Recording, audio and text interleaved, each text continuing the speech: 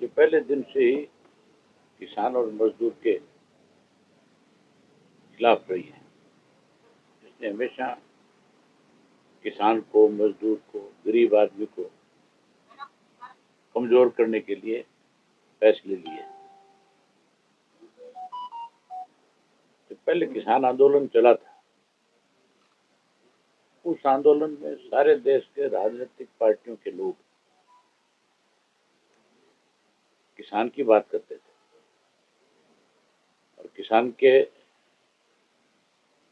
साथ खड़े होकर के उनको आश्वस्त करते थे कि हम आपके हितैषी हैं, आपके साथ जो आज अन्याय हो रहा है हम उसके लिए आपके साथ खड़े हैं, हम आपकी लड़ाई लड़ेंगे। क्योंकि उस वक्त लोकसभा का चुनाव नजदीक था और सारे राजनीतिक दल ये चाहते थे कि लोकसभा में कहीं किसान की नाराजगी का सामना तुम्हें ना करना पड़े। कांग्रेस सबसे ज्यादा किसान की बात करती थी और खास करके हमारे यहाँ हरियाणा में जो है, क्योंकि आंदोलन हरियाणा के अंदर ही था, सारे बॉर्डर जो थे वो चारों हमारे लगते थे, एक यूपी का था। यहाँ पे विशेष रूप से कांग्रेसी जो है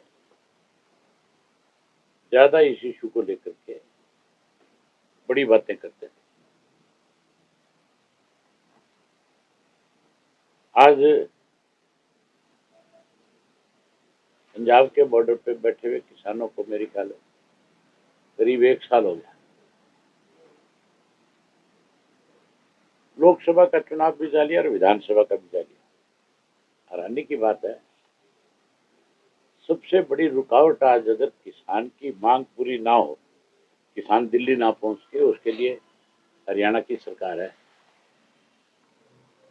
सरकार ने आज इस तरह के बैरिकेड्स लगा रखे हैं, ये आदमी तो दूर की बात है, पक्षी भी पर नहीं मार सकते। मैंने खुद अपनी आंख से देखा है, आप जैसे पत्रकार साथियों ने जो वहां गए थे उनसे बात करिए। पहले तो कील लगाया करते थे, अब की बार तो कंक्रीट की दीवार है और बहुत बड़ी दीवारें हैं। ऐसी दीवार है पुल के ऊपर बना रखी कि कल को उसको हटाना पड़ेगा तो पुल भी डैमेज हो जाएगा, वो भी नया बनाना पड़ेगा। हमारी पार्टी का पहले दिन से एक फैसला रहा है, Indian National Lokdal party Chaudhary Devilal की नीतियों को आगे बढ़ाने वाली पार्टी। हमने सत्ता में रहते हुए हमेशा गरीब आदमी को कैसे आगे बढ़ाया जा सके, किसान की फसल का एक एक दाना खरीदा जाए, मजदूर की न्यूनतम मजदूरी जो बढ़े, उसको ज्यादा से ज्यादा सपोर्ट सरकार की मिले, इसके लिए हमने काम किया। और सत्ता से बाहर जब रहे, जब भी किसी ने किसान की, मजदूर की, गरीब की अनदेखी करी, हमने डट करके उसके साथ खड़े होकर के उसकी मदद करी। आज भी इंडियन नेशनल लोकदल पार्टी का एक एक कार्यकर्ता जो है इस आंदोलन में भी किसान के साथ है। हमने अपने पार्टी के सभी साथियों को बाकायदा तौर पे इस बात की हिदायत दी है, इस आंदोलन में जहां हमारी जरूरत पड़ेगी हम हर तरह से खुल करके किसान के साथ होंगे और उसकी मदद करेंगे। हमारी पार्टी चौधरी देवीलाल की नीतियों की पार्टी, और चौधरी देवीलाल हमेशा किसान के बहुत बड़े पक्षधर रहे हैं। देश में किसानों का अगर सबसे बड़ा कोई नेता हुआ तो चौधरी छोटू राम को कहा जाता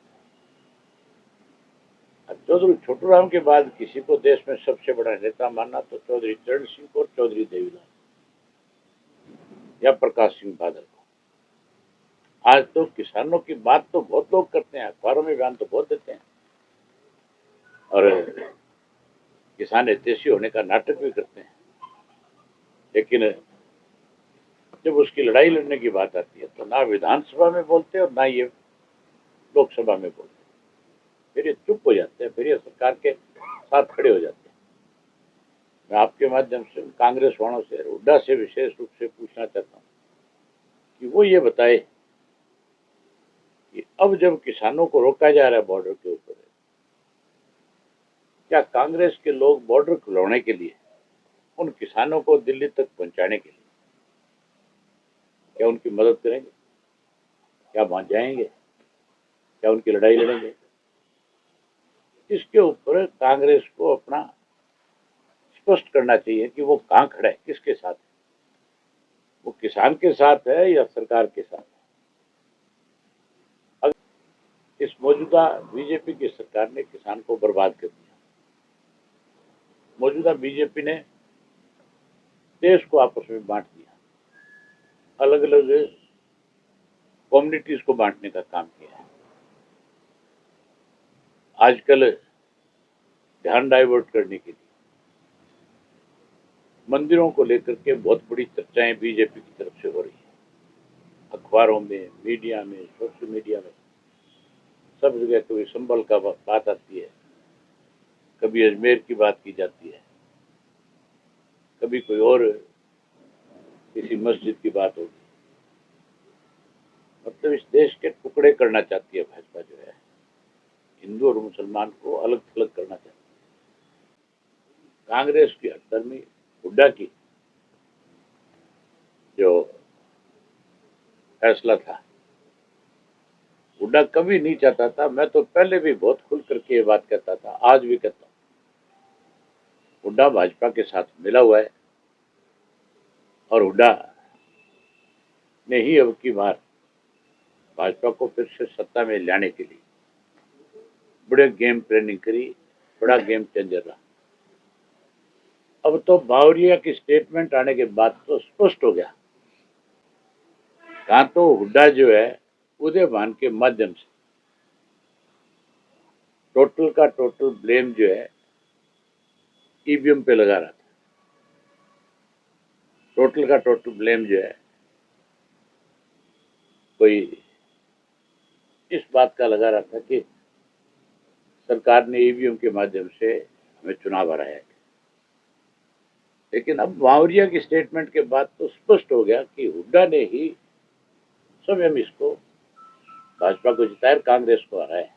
लेकिन आपको ध्यान होगा हुड्डा के घर पे उस पर रेड हुई थी ईडी की, हुड्डा के करीबियों के ऊपर, और हुड्डा को ये मैसेज दिया गया था कि अब हम तेरे को पकड़ के अंदर ठोकेंगे। ये उसी दिन भाजपा के पास चला गया।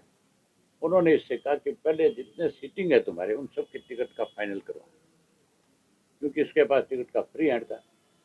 इस रेड के 2 दिन बाद, एक दिन छोड़ करके अगले दिन कांग्रेस के ये ऐलान हो गया था कि सारे सिटिंग एमएलए को टिकट दी जाएगी।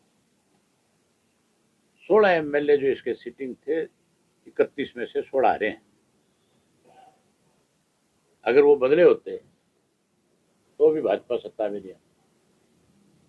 और लास्ट में जो 14-15 सीटें बांटी गई, उसमें 9 ऐसे लोगों को टिकटें दी गई थी जिनके नाम भाजपा ने आगे किए थे कि इनको टिकटें दो।